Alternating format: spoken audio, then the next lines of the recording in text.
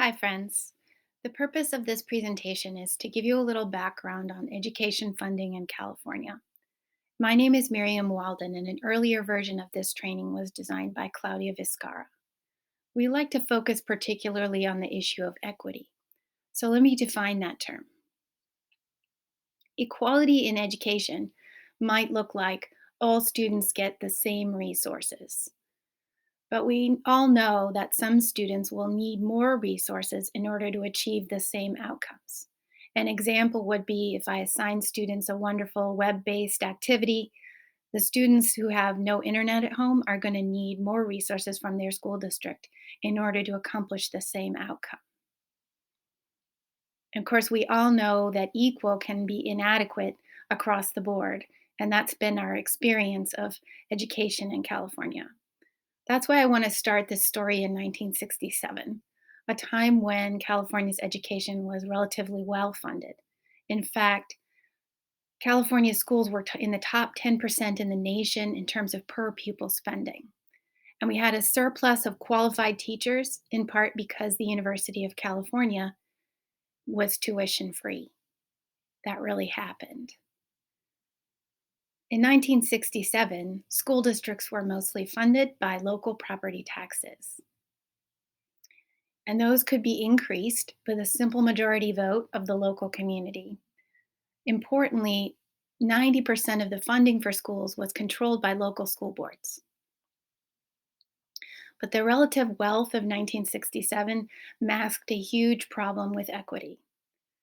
Because of generations of racism in our approach to zoning, to housing, to banking, to jobs, and immigration, California really had two different kinds of communities. Communities that were mostly and are mostly white, and communities that are mostly people of color.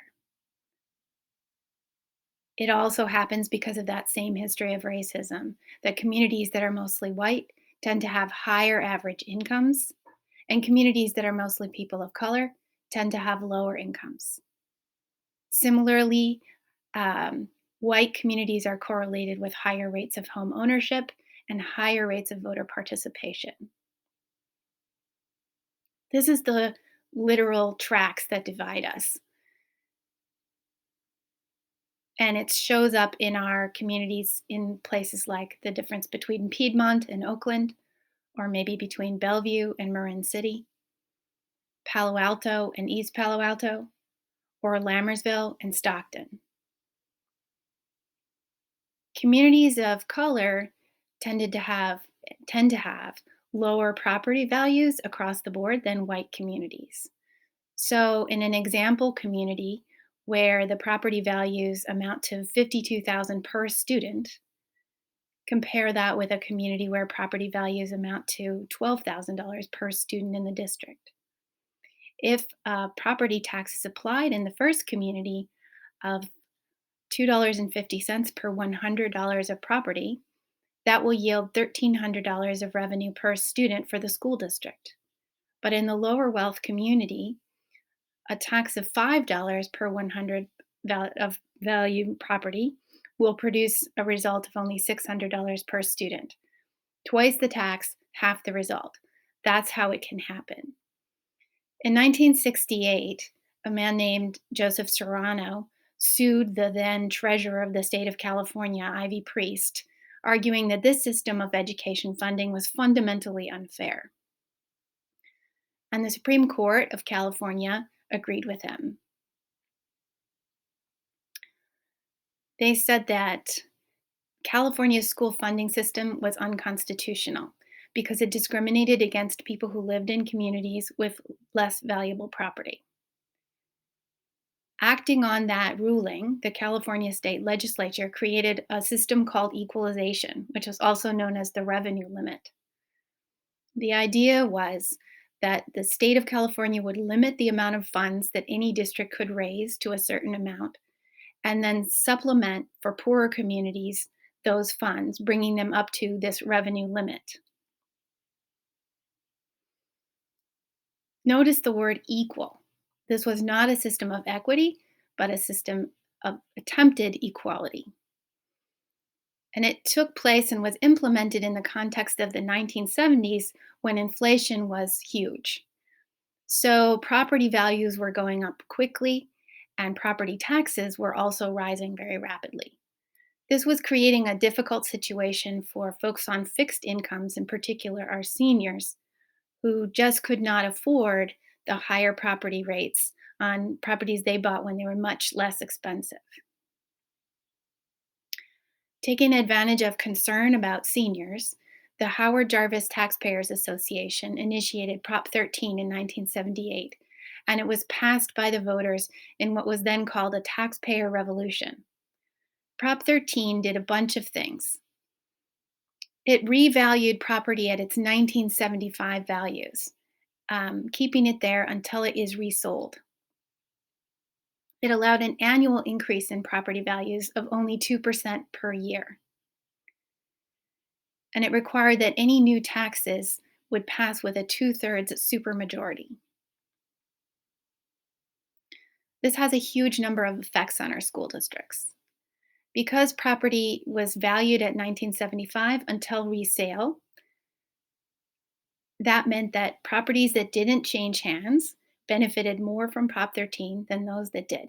Most of our individual homeowners have since sold their homes maybe several times, and the property's been revalued.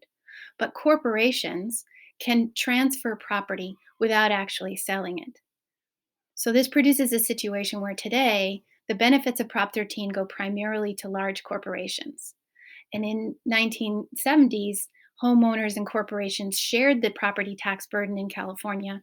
Today, homeowners bear two-thirds, three-quarters almost of the tax burden, where corporations pay just 28%. Because Prop 13 allows property taxes to be increased at only rate 2% per year, uh, that makes the state much more dependent on other sources of income. As the states become more dependent on sales tax income and income taxes, its revenues have gone up and down with the changes in the economy. And that makes our school districts subject to periodic depressions and booms just the same way that the state is. Because Prop 13 requires a two-thirds supermajority for new taxes, but doesn't require a supermajority to reduce taxes, this creates a situation where individual tax breaks accumulate over the years into what could be considered a shadow budget, money that we spend by not even collecting it in the first place. At present, that shadow budget amounts to almost 40% of the size of the visible state budget. And most of those benefits go to the wealthy and large businesses.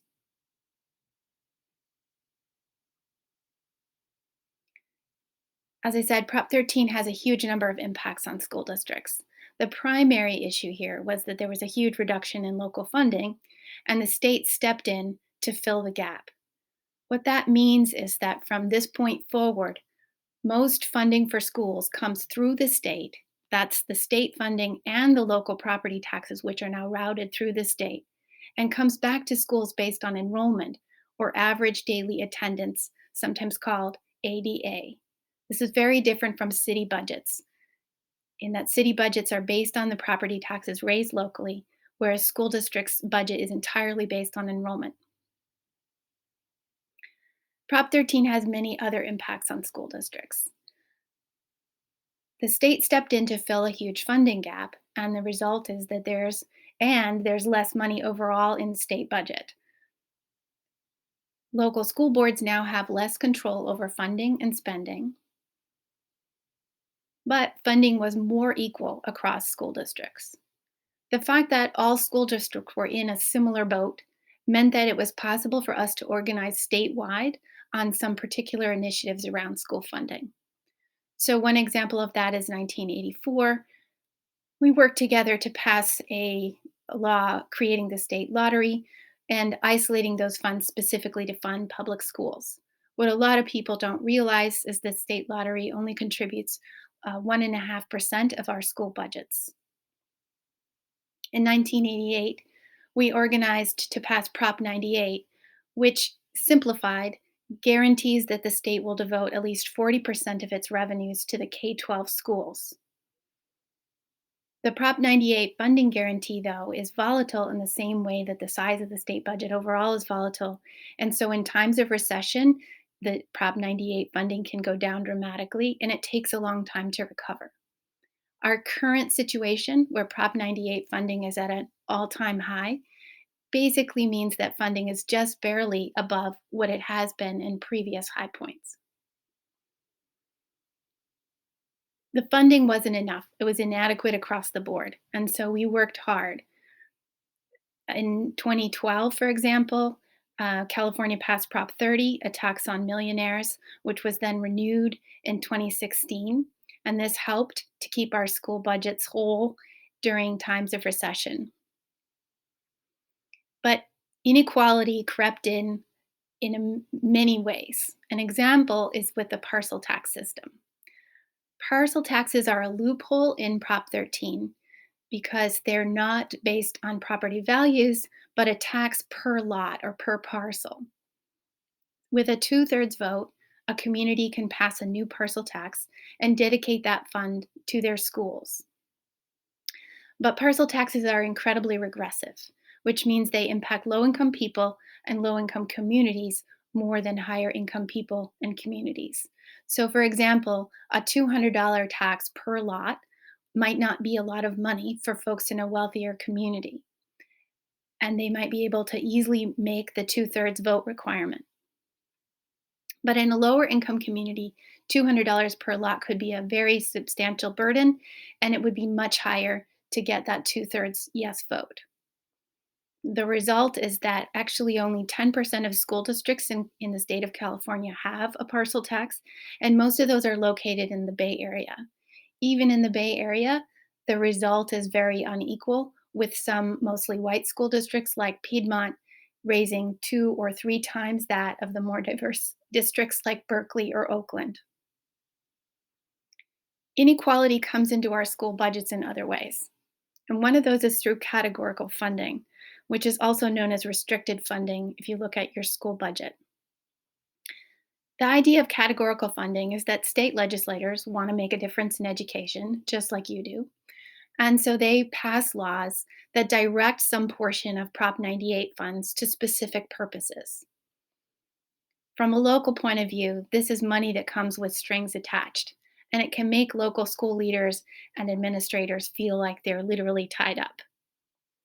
But it can be a way that we get greater equity to the extent that it was the state requiring school districts to pay attention to students whose needs weren't being met. On the other hand, some of these actions really had terrible effects in terms of equity.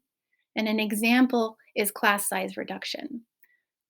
The class size reduction program that began in 1996 is based on the idea that students would benefit from smaller class sizes in grades K through 3 when they were learning to read. But in order to create smaller classes, you also need more classrooms and more teachers. So, wealthier school districts that were able to raise the bond funds to build new classrooms accepted the class size reduction funds. And lower income students that couldn't provide the new classrooms often didn't accept very much of the funding. This then created a situation where experienced teachers in lower wealth districts were able to see that they could move to higher wealth districts and teach in smaller classrooms with smaller numbers of students, in nice new classrooms with smaller numbers of students. The result was that low income school districts ended up with less experienced teachers. This inequity is compounded by what happens with donations and volunteers. Higher income school districts are able to raise money from parents through foundations and individual fundraisers. In the community of Hillsborough, for example, the local schools foundation raises $2,300 per student per year, whereas in Oakland, that amount of money is generally about $100 per student per year. And students who live in families where two parents are working, or where parents might even need multiple jobs to make ends meet, those parents are much less likely to volunteer in their schools.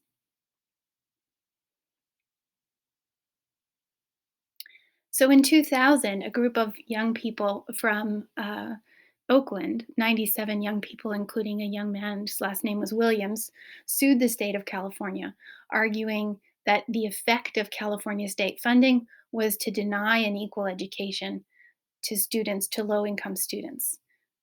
Their argument said that the state was denying them the basic tools of an education, including books and decent classrooms, and that this is impacting mostly low-income students, immigrant students, and students of color. This fundamental system of unfairness was apparent to all, including the state Supreme Court, which ruled in favor of Williams. Responding to the state Supreme Court's ruling, the governor implemented a series of minimum standards for textbooks and classrooms, and a set of new ways for communities to become involved in ensuring that those resources were arriving at their schools. This is why your school district needs to approve its Williams Act standards every year, and why parents have certain Williams Act complaint rights in your district. Initially, the governor provided some funds for school districts to meet those needs, but now it functions as a sort of unfunded mandate, putting an extra burden on districts to find money for resources that are needed. We should talk about the impact of charter schools. So, whatever you think about the quality of charter school education, it's important to notice how charter schools affect the funding of local school districts. You might think that in an enrollment based funding system, the movement of a student to a charter school is basically a financial wash.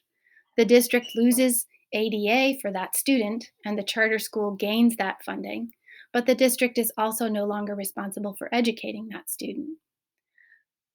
However, the district schools have administrative overhead, staffing, teachers that they can't just reduce proportional to the loss of students.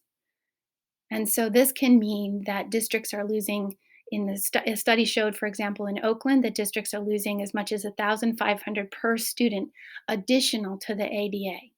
And that's before we look at the effect of cherry picking, where charter schools may select students who come with more resources or ignore students who have greater needs. And it's before we look at the fundamental business model of the charter schools. So charter schools have a problem with expansion that's based on their ability to acquire space and teaching staff. In the city of LA, a charter school report was leaked to the press showing that charter schools calculated they could not break even without closing 50% of the district schools in order to benefit from those schools' teaching staff and the buildings. So the effect of charter schools on district schools doesn't even leave charter schools in a position of long-term viability. Maybe you need some good news right now. Luckily, California has been taking steps towards equity and not just equality in funding. The local control funding formula, instead of funding students equally based on enrollment, gives each district a base funding per student and then adds a supplemental fund for those students who are foster youth, who are English language learners, or who come from low income families. It further adds concentration funds for those districts where high needs students make up more than half the population. So, this is a step towards recognizing the equity needs of different school districts and different school children. The LCFF funding formula doesn't address the issues of special education students and their needs, nor does it address the issues of racism directly. Many categorical funds have been merged into the local control funding formula, which gives districts greater flexibility in how they spend money. Building out the Williams process, the local control funding formula requires an annual community driven plan called the Local Control Accountability Plan, or LCAP. And this presents us with a lot of opportunities for community organizing around the needs of our students. On the other hand, it can be viewed by administrators as a huge burden for reporting and a time sink. Supplemental and concentration funds are like categoricals in that they must really be spent on the needs of those eligible students. And that's probably a good thing. Unfortunately, sometimes that leads to a focus on special programs instead of basic services and classroom level practices that are important to those students. In case you needed more things to be upset about, a big influence on our budgets right now is the situation with the pension fund. So, since Enron's bankruptcy, the federal government has required pension funds to achieve being fully funded. A fully funded pension fund is a pension fund where the contributions of current employers and employees equal the pensions that are being paid out. CalSTRS, the pension fund that funds our teaching staff, is the second largest pension fund in the country, and it has never been fully funded. But it's currently required to achieve that full funding. And in order to do so, the rates that are charged on employees and the employer, that's the school district, have been going up. Since staffing represents 80% of our school budgets, these increased rates of contributions to the pension fund have dramatically affected local school budgets. We can see that both teachers and school districts are contributing way more than a typical employer or a typical employee does. And you have to keep in mind that teachers don't collect Social Security, um, and don't pay into it. So this higher contribution for them represents a burden on teacher salaries, and this higher contribution for school districts represents a huge burden on them as employers. The current budget has the governor reducing that contribution slightly and then holding it steady for the future, which should help us. The other big issue today, of course, is the coronavirus, which has exposed so much about the inequalities in our society. Relating to schools, the governor's 2021-22 budget mostly protects education funding. However, we don't know what the impacts of coronavirus will be on our enrollment and our family incomes, as these things are still uncounted. We have students studying remotely who've moved, and parents who've become unemployed since the beginning of the coronavirus, but have not yet filled out a free and reduced lunch application, so we don't know their situation. In addition, there are going to be impacts on our staffing as our stressed out teachers retire early or leave the profession.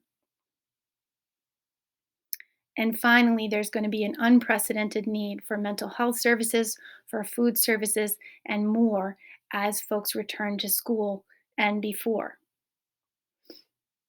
So, going forward, we're living in a world where things are slightly more equitable and yet still incredibly inadequate. And what are our options? You could think of it as in this way: we could try to get a bigger piece of the pie for education. Many people will point to the state budget for prisons and police, for example, as a place where we could profitably move money into education. We could advocate for a bigger pie. By increasing the size of the state budget, we increase the school's budget, and because of the LCFF, that money will be distributed more equitably. This is part of why we tried to pass Prop 15, which would also have addressed some of the serious issues um, with Prop 13, but it didn't pass. So the next move is anybody's guess. We could advocate for a different pie. We could try to change the voting rules so that more individual districts can pass parcel taxes and bonds, for example. But this won't address the fact that those taxes are incredibly inequitable in the first place. And then there's actual pie, as in bake sales and fundraising. And what we know is that that rarely solves issues of inequity between families, between schools, or between school districts. So, as we go forward, these are some sources of information that may help you. And I look forward to talking and hearing your stories and answering your questions at our next session. Thank you for your attention.